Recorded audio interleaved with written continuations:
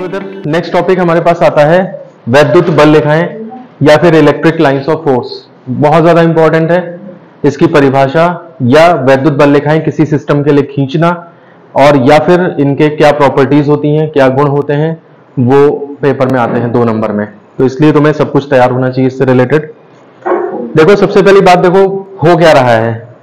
जैसे तुमने देखा होगा एक्सपेरिमेंट, चुंबक के लिए एक्सपेरिमेंट शायद करा हो 10th क्लास में, कि चुंबक को रखते हैं और चुंबक को रखने के बाद एक होता है कि लोहे के बुरादे को इसके ऊपर फैला देते हैं कागज पे और फिर हल्का हल्का ऐसे ऐसे टैप करो तो वो कुछ लाइंस में एडजस्ट हो जाता है जाकर के। तो ये चीज क्या कहता है, ये उसके इफेक्ट को दिखाने का एक तरीका होता है कि हम जो है वो उसकी चुंबकीय बल रेखाएं खींच लेते हैं कंपास के थ्रू, फिर कागज पे जो है वो खींची भी जाती हैं। वो तो डेमोन्स्ट्रेशन हो गया लोहे के बुरादे से।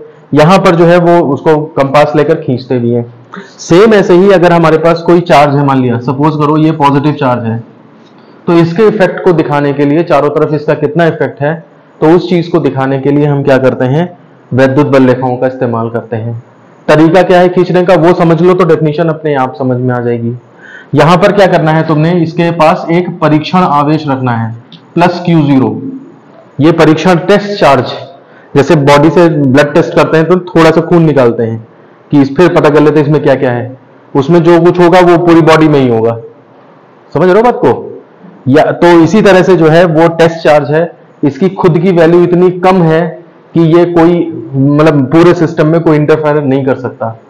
अब सोचो तुम एक कीड़ा है जरा सा, उसमें चींटी है मान लिया, उसके अंदर कितना खून होगा, या मच्छर के अंदर, अगर तुम्हें उसका टेस्ट करना पड़े उसके बॉडी से उतना ब्लड निकाल लोगे तो वो तो मर जाएगा। आदमी की बॉडी से उतना ब्लड निकाल कोई फर्क नहीं पड़ता ज्यादा। समझ रहे हो बात को? तो इससे खुद कोई फर्क नहीं पड़ना चाहिए इसके सिस्टम पे, ठीक है, कि पता लगा ये इतना पॉजिटिव हो कि इसके इफेक्ट कोई चेंज कर दे जा करके। तो बहुत माइन्यूट सा जो है, बहुत छोटा वैल्यू का, और ये परीक्षण आवेश होता है, हमेशा धनात्मक लिया जाता है और इसे Q0 प्लस Q0 से शो करते हैं। तो इसे तुम्हें इसके नजदीक रखना है। अब जाहिर सी बात है ये प्लस इस प्लस पे फोर्स लगाएगा, इस तरफ इस डायरेक्शन में ये फोर्स लगाएगा, ठीक है ना। तो जिधर ये चलने की कोशिश करे बस वहीं पे हमें लाइन ड्रॉ कर देनी है और यही हमारी वैद्युत बल रेखा कहलाएगी जाकर के। इलेक्ट्रिक लाइंस ऑफ फोर्स क्या होंगी कि वो रास्ता है, और रास्ता वास्तव में नहीं है, दिख कुछ नहीं रहा है, दिख केवल ये पॉजिटिव चार्ज रहा है, लेकिन वो स्पेस में ऐसा फैला हुआ है। जैसे इस कमरे में भी मैग्नेटिक फील्ड्स फैली हुई है, पृथ्वी का जो चुंबकीय क्षेत्र है वो इस कमरे में भी फैला हुआ है। ये जितने वायर हैं एसी के लगे हुए हैं, सबकी मैग्नेटिक फील्ड चारों तरफ इसके जनरेट हो रही होगी। अब वो मैग्नेटिक फील्ड किसी के लिए असर करती है, किसी के लिए नहीं असर करती है, किसी के लिए उसका ब्रेन का फर्क पड़ता है, ब्रेन पे उसका फर्क पड़ता है, किसी पे नहीं पड़ता है, ठीक है ना। तो वो चीजें हैं। तो वैद्युत बल रेखाएं क्या है, वैद्युत क्षेत्र में खींचा गया। वैद्युत क्षेत्र मतलब ये पॉजिटिव होना चाहिए, इसके चारों तरफ तब इफेक्ट आएंगे, इलेक्ट्रिकल इफेक्ट्स, उनको उनमें खींचा जाएगा तब पता लगेगा, ऐसे नहीं कहीं भी खींचने लगोगे।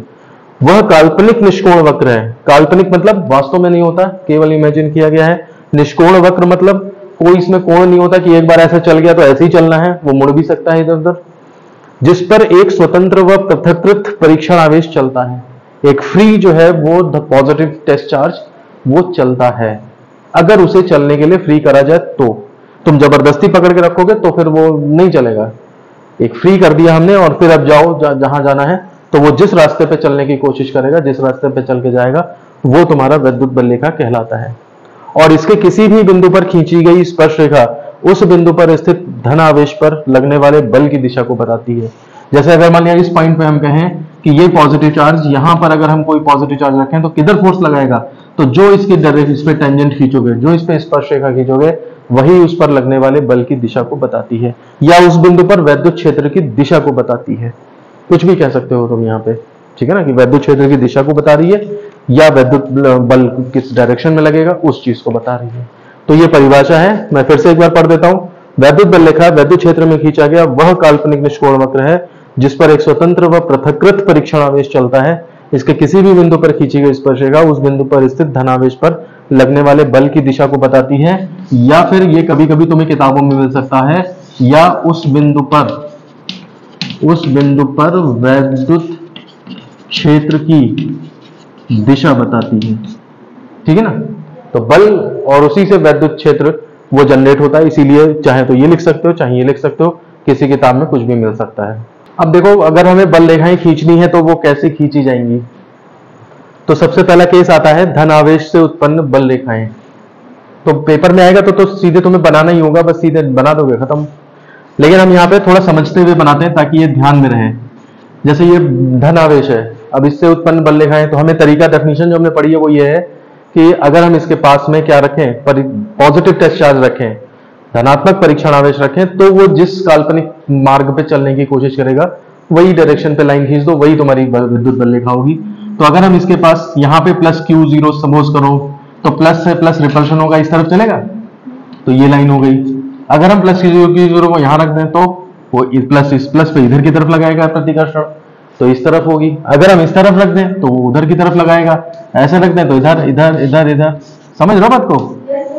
तो इसलिए यहाँ पे कैसी बल रेखाएं होंगी, उस धनात्मक आवेश से बाहर की ओर निकलती हुई स्टार्ट होंगी धनात्मक आवेश से, और एंड तो इनका कहीं नहीं, मतलब ये चलती ही चली जाएंगी, ठीक है ना। अब नेगेटिव आवेश अगर हमें हमारे पास, तो उससे उत्पन्न विद्युत बल रेखाएं कैसी होंगी, तो यहां पर अगर प्लस Q0 रखो तो अट्रैक्शन होगा, तो वो इस तरफ ऐसे, ये इस तरह अट्रैक्शन होगा। इधर कर लो तो ये इस तरह से हो जाएगा, ये इस तरह, ठीक है ना। समझ आ रहा है कुछ क्या बोल रहा हूं?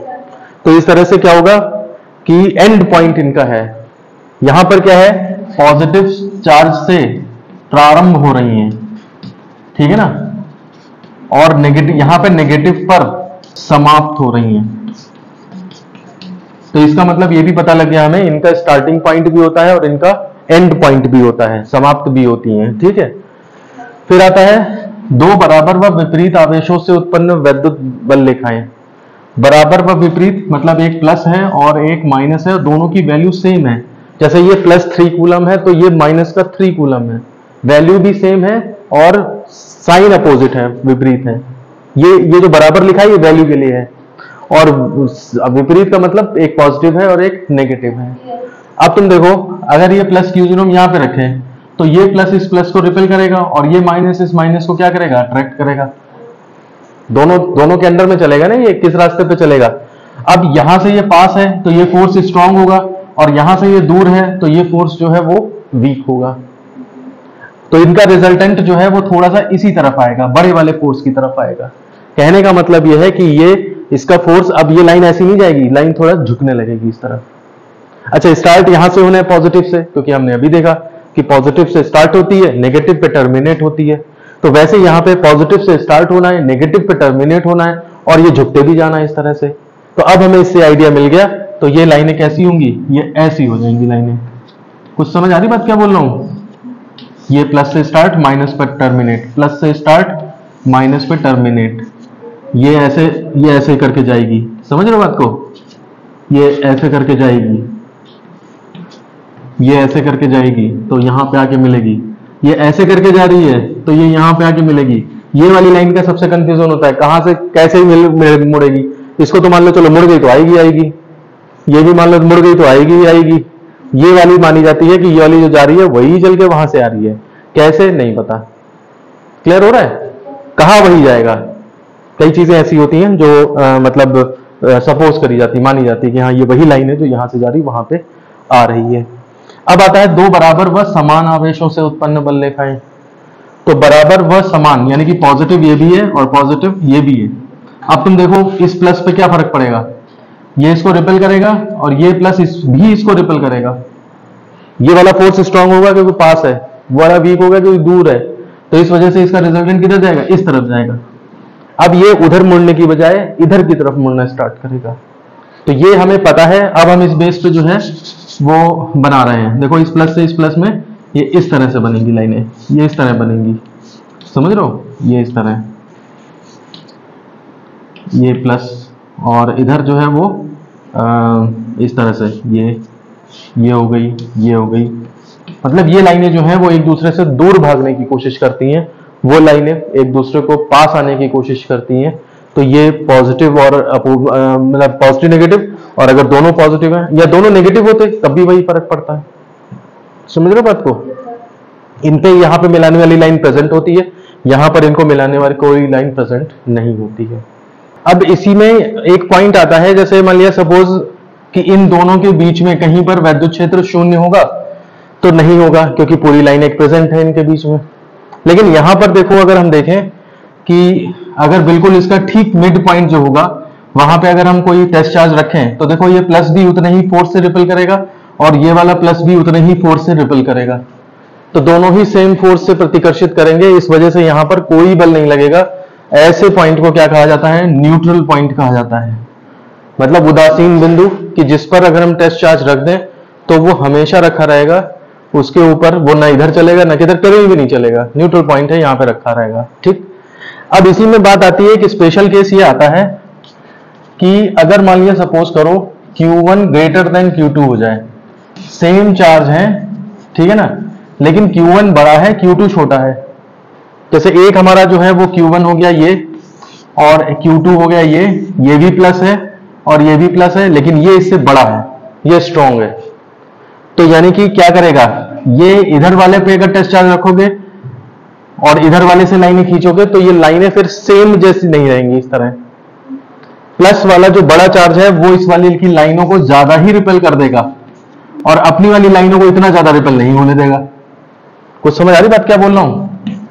इसकी लाइनें जो है वो तो बिल्कुल एकदम निकलते ही दूर भाग गई और इसकी लाइनें जो है वो उतना शिफ्ट नहीं हो पा रही हैं क्योंकि वो इसकी मतलब स्ट्रांगनेस की वजह से है। ठीक है, अब यहां पे अगर हम देखें तो न्यूट्रल पॉइंट किधर होगा, तो कैसे शिफ्ट हो जाएगा, तो वो तुम उसके लिए फॉर्मूला होता है Q1/Q2 is equal to R1² कोई ऐसा नहीं है कि कहां से आया बड़ा स्पेशल फॉर्मूला या इस तरह से। तुम सिंपल देख लो, जो भी न्यूट्रल पॉइंट होगा उस पर ये जो फोर्स लगाएगा और ये जो फोर्स लगाएगा वो फोर्स बराबर होंगे। तो तुम्हें एक के द्वारा लगाया गया फोर्स इज इक्वल टू दूसरे के द्वारा लगाया हुआ फोर्स कर देना है। 1/4πε0 कट जाएंगे, एक Q1 Q2 रह जाएगा और एक R1 और R2 रह जाएगा। बस उन्हीं में जो है वो ये रिलेशन निकल आता है। ठीक है ना। तो अब ऐसे केस में कहां पर शिफ्ट हो जाएगा, जो चार्ज ज्यादा है उसके हिसाब से उतनी ही ज्यादा दूरी पर तुम्हें मिलेगा जाकर के न्यूट्रल पॉइंट। तो कहने का मतलब है न्यूट्रल पॉइंट तुम्हारा यहां शिफ्ट हो जाएगा N। ठीक है ना, ये R1 हो गई डिस्टेंस, ये R2 हो गई। इसको ऐसे सोच सकते हो कि ये स्ट्रांग है इसलिए इतनी दूर जाकर के इसका इफेक्ट कम पड़ पाया, तब वो इसके बराबर हो पाया। नहीं समझे बात भाई? ये स्ट्रांग है ना, तो ये वीक कब पड़ेगा, जब ज्यादा दूर चला जाएगा पॉइंट, तब वीक पड़ पाएगा। और जब ये वीक है तो ये इतनी ही दूर चलते ही वीक पड़ जाएगा, मतलब उसका फोर्स उतना बराबर होगा इसके बराबर। जैसे मान लिया सपोज करो सूर्य है और पृथ्वी छोटी सी है, ठीक है, ये कैपिटल M है, बड़ा है ना। अब इनके बीच में गुरुत्वाकर्षण बल लग रहा है। अगर हम कहें न्यूट्रल पॉइंट कहां होगा, मतलब ऐसा पॉइंट जिसपे हम किसी वस्तु को रख दें तो सन भी उतना ही अट्रैक्शन लगाए और अर्थ भी उतना ही अट्रैक्शन लगाए, तो वो किधर होगा, सन के पास होगा या पृथ्वी के पास होगा या ठीक बीच में होगा? सन के पास नहीं हो सकता। सन के पास अगर होगा तो सन से पास है तो ये अट्रैक्शन ज्यादा लगा लेगा, और पृथ्वी तो वैसे ही वह कमजोर है और दूरी और बढ़ा दी तुमने, तो ये बिल्कुल कुछ भी नहीं लगा पाएगी वहां। तो ये न्यूट्रल नहीं, बीच में भी नहीं होगा, ठीक बीच में होगा तो सन ज्यादा अट्रैक्शन लगाएगा, ये कम अट्रैक्शन लगा पाएगी, इसका मास कम है, ये इधर पास में होगा कहीं। ठीक है ना, सन को उतना ही वीक होना पड़ेगा पृथ्वी के पास में। तो सूर्य और पृथ्वी को मिलाने वाली रेखा के बीच में फिर पृथ्वी के पास, सेंटर पॉइंट से पृथ्वी के पास, और कितनी दूरी पे होगा तो यही फॉर्मूला फिर लग जाएगा, बस यहाँ क्यू की बजाय मास आ जाएगा। तो न्यूट्रल पॉइंट निकालने का ये कंसेप्ट होता है, बहुत ज्यादा डिटेल में नहीं चाहिए, लेकिन चूंकि बुक में दिया है इसलिए मैंने डिस्कस कर लिया थोड़ा सा। ठीक है ना। देखो वैद्युत बल रेखाओं के गुण, कभी कभी खींचने को आती है वैद्युत बल रेखाएं, तो वो खींचना बता दिया मैंने। अब कभी कभी आता है इनके गुण लिखिए, कोई 2 गुण लिखिए या मुख्य गुण लिखिए। तो वैसे तो 5-6 होते हैं बुक में, लेकिन मेन 3 ही होते हैं, तो वही हम बता रहे हैं, तीनों याद करने हैं। अगर आएगा कि कुछ गुण लिखिए तो तीनों लिख देना। और कभी कभी ऐसा भी होता है कि इस पे दूसरे वाले पे और तीसरे वाले पे 1-1 नंबर के क्वेश्चन भी आ जाते हैं कि ऐसा होता है भाई क्यों, या इस तरह से है तो बताओ ये क्या रिप्रेजेंट करता है। तो पहली प्रॉपर्टी है धन आवेश से चल करके ऋण आवेश पर ये समाप्त होती है। हमने देखा था कि पॉजिटिव है तो इससे स्टार्ट होती है और नेगेटिव है तो उस पर खत्म होती है। इसको ऐसे भी कहते हैं लूप में नहीं होती है। एक्चुअली मैग्नेटिक फील्ड जब होती है, जैसे नॉर्थ साउथ इस तरह से होते हैं मैग्नेट में, तो नॉर्थ से निकलती हैं, साउथ से घुसती हैं और अंदर साउथ से नॉर्थ चलती हैं। इनमें ये नहीं कहा जाता है कि नॉर्थ से स्टार्ट हो रही है ना, नॉर्थ से बाहर निकल रही है, मतलब जनरेट पहले कहीं से हो चुकी है। यहां से जनरेशन नहीं बोला जा रहा और इस पे टर्मिनेशन नहीं बोला जा रहा है, यहां से वो अंदर घुस रही हैं और अंदर भी वो साउथ से नॉर्थ चलती है, यानी कि क्लोज्ड लूप होता है। तो लूप जो है वो मैग्नेटिक फील्ड में होता है, उनका कोई स्टार्टिंग पॉइंट नहीं होता, कोई एंड पॉइंट नहीं होता है। लेकिन यहाँ पे स्टार्टिंग पॉइंट और एंड पॉइंट होते हैं। अगर कभी आ जाए कि चुंबकीय बल रेखाओं में और वैद्युत बल रेखाओं में क्या फर्क है, तो ये मेन फर्क है। समझ रहे हो बात को। दूसरा होता है किसी भी बिंदु पर खींची गई स्पर्श रेखा उस बिंदु पर धन आवेश पर लगने वाले बल की दिशा को प्रदर्शित करती है।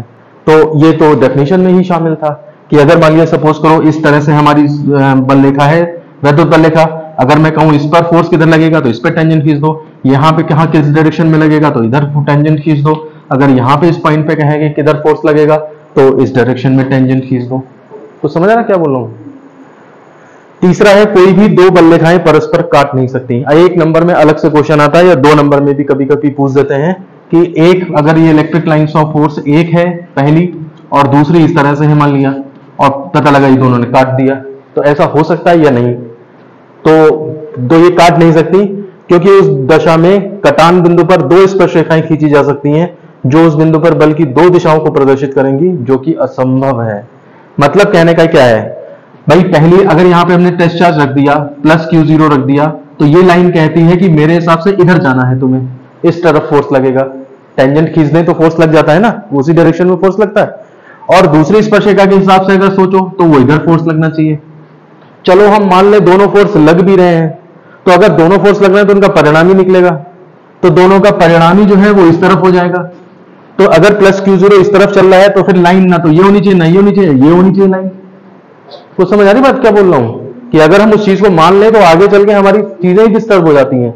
वैद्युत बल रेखाएं ये है, ये कहीं जा रही हैं, और हमारी अगर हम मान लें इन चीजों को तो नई बल रेखा स्टार्ट हो रही है, जो कि संभव नहीं है। तो इसी को शॉर्ट में बस कहा जाता है कि 2 स्पर्श रेखाएं खींची जा सकती हैं जो उस बिंदु पर बल की 2 दिशाएं प्रदर्शित करेंगी, जो कि असंभव है। एक बल लगना है तो कोई पर्टिकुलर दिशा होगी, हम कह रहे हैं 2 लग रहे हैं तो दोनों की भी तो मिला के एक दिशा होगी ना। समझ रहे हो बात को भाई। अगर कोई मुझे इधर खींच रहा है और कोई मुझे इधर खींच रहा है तो जाहिर सी बात है, अगर ये ज्यादा तेज खींचेगा तो मैं इसकी तरफ चला जाऊंगा, इधर वाला ज्यादा तेज खींचेगा तो मैं इसकी तरफ चला जाऊंगा। ऐसा हो सकता है मैं इधर भी चला जाऊं उधर भी चला जाऊं। समझ रहे हो बात को। तो इसलिए कहा जाता है जो कि असंभव है, इसलिए 2 बल रेखाएं एक दूसरे को नहीं काट सकती। तो ये मुख्य गुण भी होते हैं, आ जाए तो तीनों लिख सकते हो, अलग अलग पॉइंट पूछा जाए तो उस तरह से भी लिखा जा सकता है। जिस तरह से भी क्वेश्चन घुमा फिरा के पूछे तुम उसे कंप्लीट कर सकते हो।